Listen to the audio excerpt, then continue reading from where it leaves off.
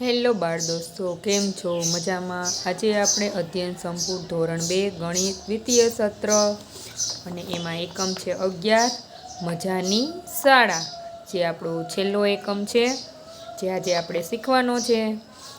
આપણને આપ્યું છે કે વિદ્યાર્થીઓ ઘરેથી શાળામાં આવે છે, તેમના કપડાના રંગ આધારે અવલોકન કરીએ. તો અહીંયા થોડાક બાળકો સંગીત ખુરશી રમે છે.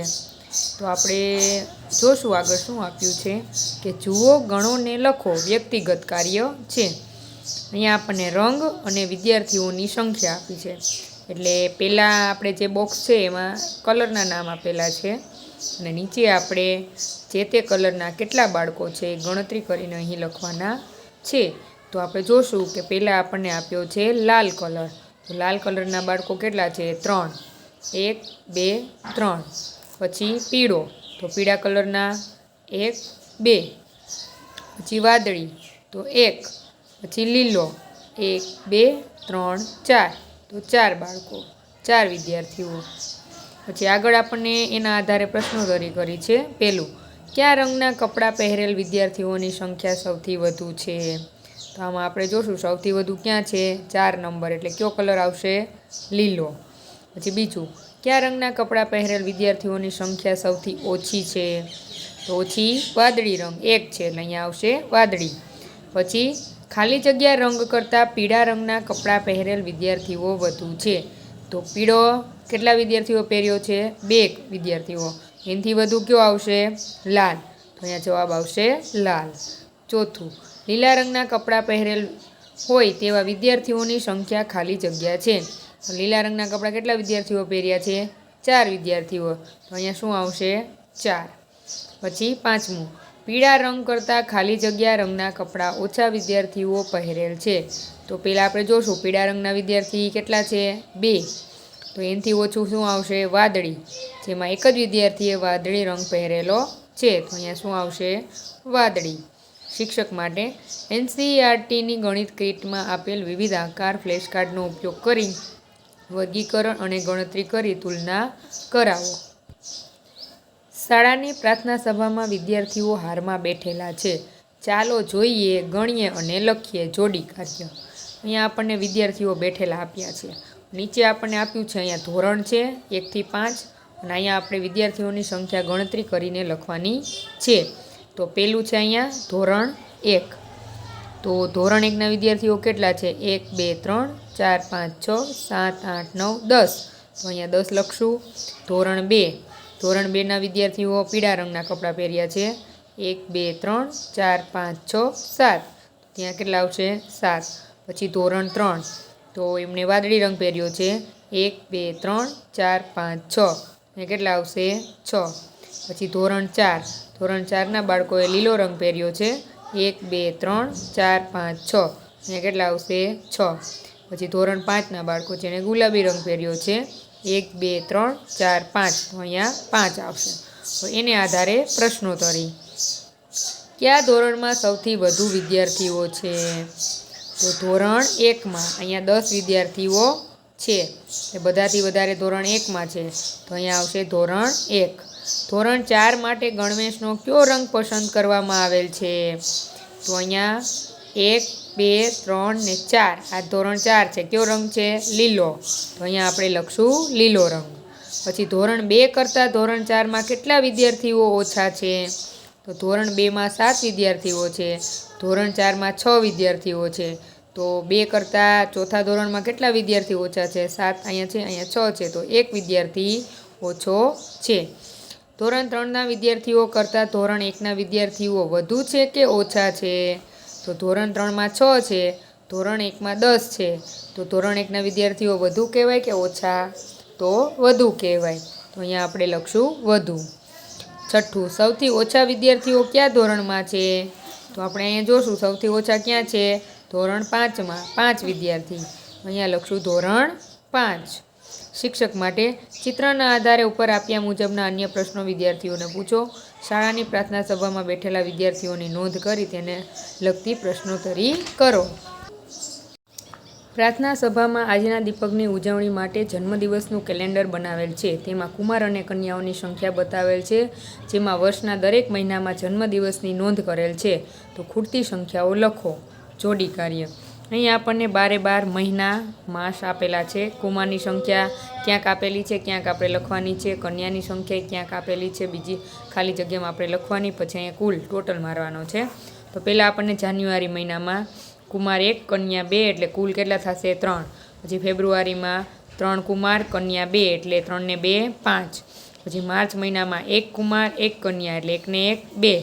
પછી એપ્રિલ મહિનામાં આપણને કુમાર આપેલા નથી, કન્યા 2 કુલ 3. તો 3માંથી 2 જાય તો કેટલા આવે? કુમાર 1. મે મહિનામાં 4 કન્યા આપેલી છે, કુલ 4 આપેલા છે, તો કુમાર 1 પણ ના હોય એટલે 0. પછી જૂન મહિનામાં 2 કુમાર 1 કન્યા 2 ને 1 3. પછી જુલાઈ માસમાં દરેક વસ્તુ 0 0 આપેલી છે, તો અહીંયા 0 આવશે. પછી ઓગસ્ટમાં આપણને કુમાર 2 કન્યા 4 એટલે 2 ને 4 6. પછી સપ્ટેમ્બરમાં આપણને કુમાર આપેલા નથી, કન્યા 1 છે, કુમાર 1 કુલ 1 એટલે કુલ 1 છે એટલે કન્યા 1 આપેલી છે એટલે કુમાર 0 થશે. 1માંથી 1 જાય તો 0. પછી ઓક્ટોબર માસમાં કુમાર 2 આપેલા છે, કન્યા 0 એટલે 2 ને 0 2. પછી નવેમ્બર માસમાં 2 કુમાર 1 કન્યા એટલે કુલ 3 આપ્યા છે, તો 3માંથી 2 જાય તો કન્યા કેટલી બને? 1.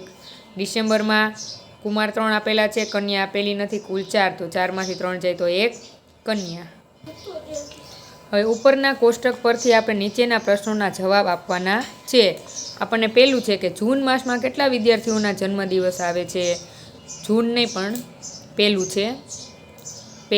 જુલાઈ માસમાં કેટલા વિદ્યાર્થીઓના જન્મદિવસ આવે છે? તો જુલાઈ માસ આપણે જોશું તો ત્યાં આપણને 0 0 આપેલું છે, તો અહીંયા શું આવશે? 0. પછી એપ્રિલ માસમાં કેટલી કન્યાઓના જન્મદિવસ આવે છે? તો એપ્રિલ માસ આપણે જોવાનો, એપ્રિલ એમાં કન્યા 2, અહીંયા શું આવશે? 2. પછી કયા માસમાં સૌથી વધુ વિદ્યાર્થીઓના જન્મદિવસ આવે છે? તો કયો માસ આવશે? આ લાઈન જોવાની આપણે. તો સૌથી વધુ ઓગસ્ટ માસમાં 6 છે એટલે ઓગસ્ટ માસ આવશે અહીંયા, ઓગસ્ટ. પછી કયા માસમાં સૌથી ઓછા વિદ્યાર્થીઓના જન્મદિવસ આવે છે? તો સૌથી ઓછા આ લાઈન જોશું આપણે, તો સૌથી ઓછા ક્યાં છે? સપ્ટેમ્બરમાં 1 જ છે એટલે અહીંયા શું આવશે? સપ્ટેમ્બર. અહીંયા લખશું સપ્ટેમ્બર. પછી કયા માસમાં એક પણ છોકરીનો જન્મદિવસ આવતો નથી? તો જ્યાં 0 હોય તે માસ આવશે. જુલાઈ અને ઓક્ટોબર, ત્યાં એક પણ છોકરીનો જન્મદિવસ આવતો નથી, તો અહીંયા લખશું આપણે જુલાઈ અને ઓક્ટોબર. પછી વર્ષ દરમિયાન કેટલા વિદ્યાર્થીઓના જન્મદિવસની નોંધ કરવામાં આવી છે? તો આપણે આ ટોટલ મારવાનો છે. 3 ને 5 8, 8 ને 2 10, 10 ને 3 13, 13 ને 4 17, 17 ને 3 20, 20 ને 6 26 ને 27, 27 ને 2 29, 29 ને 3 32, 32 ને 4 36. તો કુલ વિદ્યાર્થી કેટલા થશે? અહીંયા 36. સપ્ટેમ્બર માસમાં કેટલા કુમારોનો જન્મદિવસ આવે છે? તો સપ્ટેમ્બર માસમાં કુમારની લાઈનમાં 0, અહીંયા કેટલા આવશે? 0. શિક્ષક માટે તમારા વર્ગનું જન્મદિવસનું કેલેન્ડર બનાવી ઉપર મુજબની પ્રશ્નોત્તરીની ચર્ચા કરો. પ્રાર્થના પછી વર્ગ શિક્ષક વિદ્યાર્થીઓને રંગપૂરણીનું કાર્ય આપી વર્ગની શરૂઆત કરે છે. ચાલો તમે પણ રંગપૂરણી કરો. વ્યક્તિગત કાર્ય.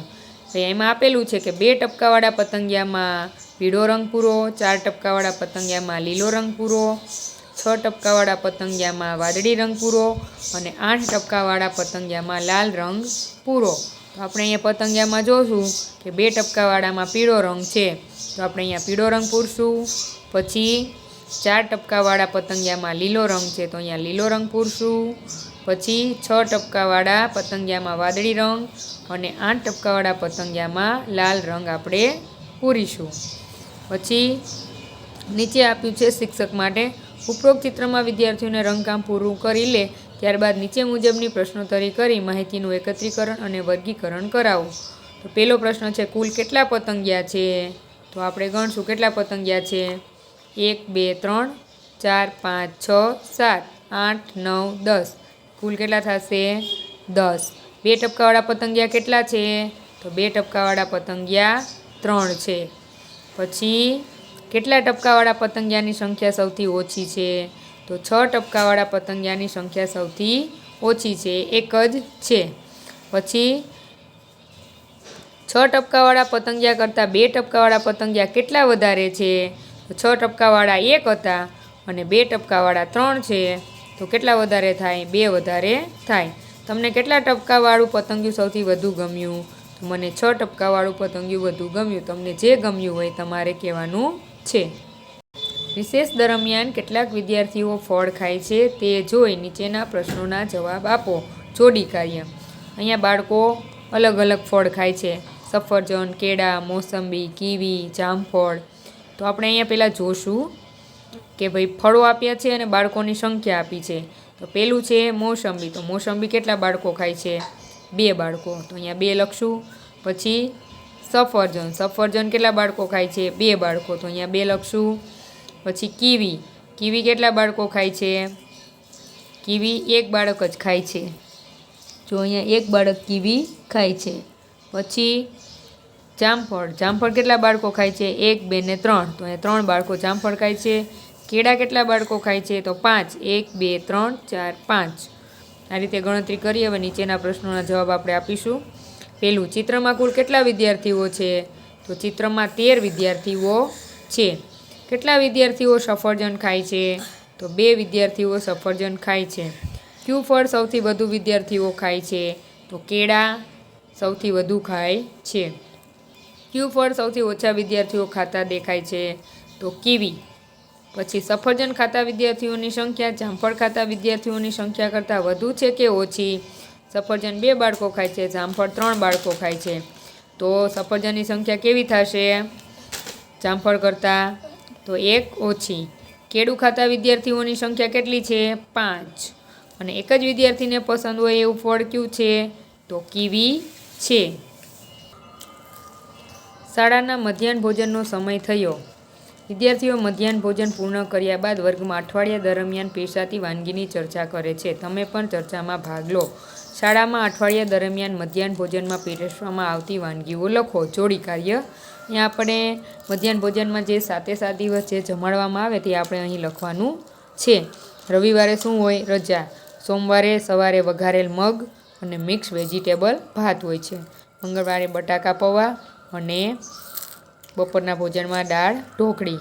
બુધવારે નાસ્તામાં મિક્સ કઠોળ અને દાળ ભાત. પછી ગુરુવારે સુખડી અને રશિયા ઢોકળા. શુક્રવારે ઉપમા અને દાળ ભાત. શનિવારે બટાકા પૌવા અને મિક્સ વેજીટેબલ ખીચડી. હવે એના આધારે પ્રશ્નોત્તરી કે ઉપરના કોષ્ટકના આધારે વિગતો ભરો. અઠવાડિયામાં કેટલા દિવસ જમવા મળેલ છે? તો 6 દિવસ. શાકભાજીની વાનગી કેટલા દિવસ પીરસાય છે? 2 દિવસ. અઠવાડિયામાં કયા દિવસે ભાતની વાનગી બનાવવામાં આવતી નથી? તો મંગળવાર અને ગુરુવાર. તમને કયા દિવસે સૌથી વધુ જમવાની મજા આવી? શનિવાર. તમને સુખડી કયા દિવસે ખાવા મળે છે? ગુરુવારે.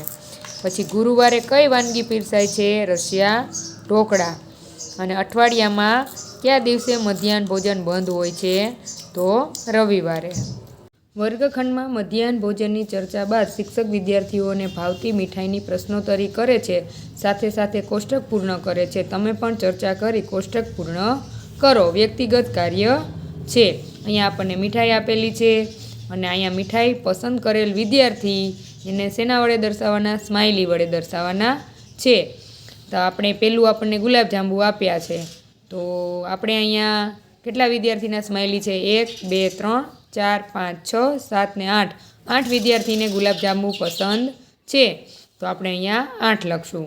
પછી અહીંયા આપણને પેંડા આપ્યા છે. તો પેંડા કેટલા વિદ્યાર્થીને પસંદ છે? 1, 2, 3, 4, 5, 6. 6 વિદ્યાર્થીને. તો આપણે 6 સ્માઇલી દોરશું અને અહીંયા આપણે 6 લખશું. પછી લાડવા. તો લાડવા કેટલા વિદ્યાર્થીને પસંદ છે? 1, 2, 3, 4. 4 વિદ્યાર્થીને. તો આપણે અહીંયા લખશું 4. અને બરફી તો 2 વિદ્યાર્થીને પસંદ છે એટલે અહીંયા લખશું આપણે 2. વિદ્યાર્થીઓની સૌથી વધુ પસંદગીની મીઠાઈ કઈ છે? તો આમાં આપણે જોઈએ તો વધારે સ્માઇલી શેમાં છે? ગુલાબજાંબુમાં 8. એટલે ગુલાબજાંબુ પસંદ છે. વિદ્યાર્થીઓને સૌથી ઓછી પસંદ હોય તેવી મીઠાઈ કઈ છે?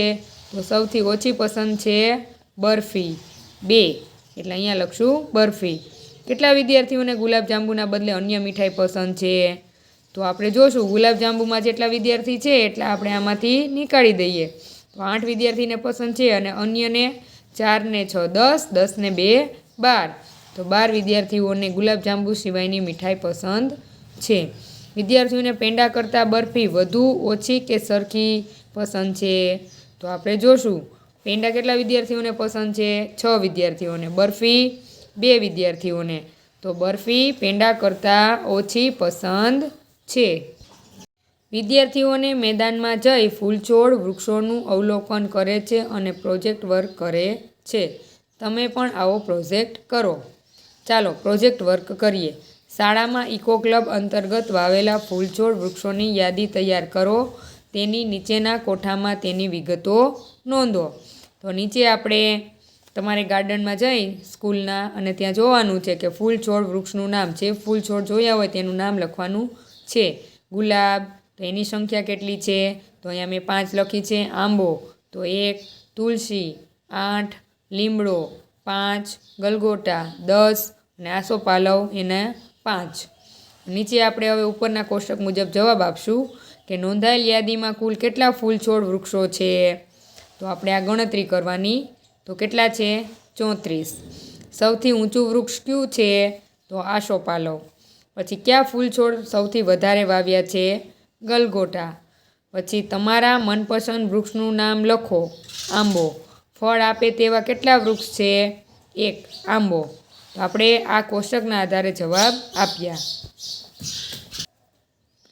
વર્ગ શિક્ષક જોડી બનાવી રમત રમાડે છે. તમે પણ તમારા મિત્રો સાથે પાંસાની રમત રમો. બંને મિત્રો 10-10 દાવ લો અને નીચેના કોષ્ટકમાં વિગત લખો. પાંસા પર જે અંક આવે તે ખાનામાં લીટી કરો. આવી આડી લીટી કરવાની છે. જોડી કાર્ય. અહીંયા આપણને પાંસા આપ્યા છે. તમારું નામ અહીંયા લખવાનું છે. અહીંયા તમારા મિત્રનું નામ લખવાનું છે અને અહીંયા કુલ. તો તમારું નામ જ્યાં લખ્યું છે અહીંયા તમે પાંસો ફેંક્યો તો તમારે 1 નંબર કેટલી વખત આવ્યો? તો 2 વખત. અને તમારા મિત્રને 4 વખત એટલે કુલ 6 વખત. 2 નંબર તમારે 4 વખત આવ્યા અને તમારા મિત્રને 5 વખત એટલે 4 ને 5 9. પછી 3 નંબર તમારે 1 વખત, તમારા મિત્રને 2 વખત એટલે 2 ને 1 3. પછી 4 નંબર તો તમારે 2 વખત, તમારા મિત્રને 2 વખત એટલે 2 ને 2 4. પછી 5 નંબર તમારે 1 વખત, તમારા મિત્રને 1 વખત એટલે 1 ને 1 2. પછી 6 નંબર તમારે 5 વખત અને તમારા મિત્રને 6 વખત એટલે 5 ને 6 11. પછી આપણે નીચે જવાબ આપશું કે 4 નંબર તમારે કેટલી વખત આવ્યા? તો આપણે અહીં જોશું 4 નંબર કેટલી વખત છે? 2 વખત. તો અહીંયા 2 લખીશું. તમારા મિત્રને 10 દાવમાં પાંસાની કઈ સપાટી વધારે વખત આવેલ છે? તો મિત્રને 6 નંબરની સપાટી વધુ વખત આવેલી છે. તો અહીંયા આપણે લખશું 6 અને એ 500 દોરશું. જે પાંસા પરનો કયો અંક તમારે અને તમારા મિત્રને સરખો આવે છે તે દોરો. તો કયો અંક આવે છે સરખો બેયને? તો 5 નંબર. અને 4 નંબર પણ સરખો જ આવે છે બેયને 2 વખત. પછી 6 નંબર તમારે કેટલી વખત આવ્યું? તો 6 નંબર તમારે 5 વખત આવ્યું એટલે અહીંયા લખશું આપણે 5. હવે રમતનો તાસ આવ્યો. શાળાના મેદાનમાં વિદ્યાર્થીઓ જુદી જુદી રમતો રમી રહ્યા છે. તમે રમત રમતા વિદ્યાર્થીઓને ગણી કોષ્ટક પૂર્ણ કરો. વ્યક્તિગત કાર્ય છે. અહીંયા આપણને ચિત્રમાં અલગ અલગ રમત રમતા બાળકો આપ્યા છે કે બોલથી રમે છે, ક્રિકેટ રમે છે, પછી અહીંયા કંઈક પકડવાનું રમે છે, અહીંયા ઠેંકવાનું રમે છે, બોલ મારવાનું. એમાં આપણે જોઈએ હવે કે રમત આપી છે અહીંયા અને વિદ્યાર્થીઓની સંખ્યા આપી છે. તો બેટ દળે કેટલા વિદ્યાર્થીઓ રમે છે? તો અહીંયા ગણવાના 1 2. ત્યાં નથી, આ બોલવાળા છે. તો બેટ દળે કેટલા વિદ્યાર્થીઓ રમે છે? તો ગણશું આપણે 1 2 3 4 5 6 7 ને 8. અહીંયા લખશું 8. પછી બોલથી કેટલા વિદ્યાર્થીઓ રમે છે? 1 2 3 4 5 6. અહીંયા લખશું આપણે 6. પછી બોલ એને તોડી પાડવાનું જે આપણે ગોઠવેલું હોય ને. તો એ કેટલા વ્યક્તિ રમે છે? તો એ રમે છે 1 2 3 4 ને 5. તો એ 5. પછી મોય દાંડિયો, ગિલ્લી દંડો, એ કેટલા રમે છે? 4. અહીંયા લખશું આપણે 4. અને પછી આ કબડ્ડી કેટલા જણા રમે છે? 6. અહીંયા લખશું આપણે 6.